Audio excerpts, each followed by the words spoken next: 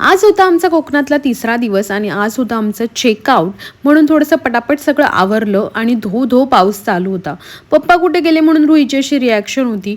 तसंच आम्ही गेलो मग ब्रेकफास्ट करायला. ब्रेकफास्टमध्ये खूप सारे ऑप्शन्स होते, पण मग मी तिथे प्रिफर केलं घावन खाणं, कारण ते तिथे छान मिळतं. परत येत होतं आणि रुहीची अशा माझ्यासोबत लाडीगोडी चालू होती.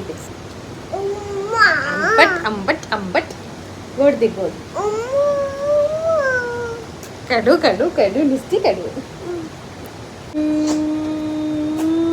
गोड आहे खूप, खूपच गोड आहे. काय खाल्लं होतं?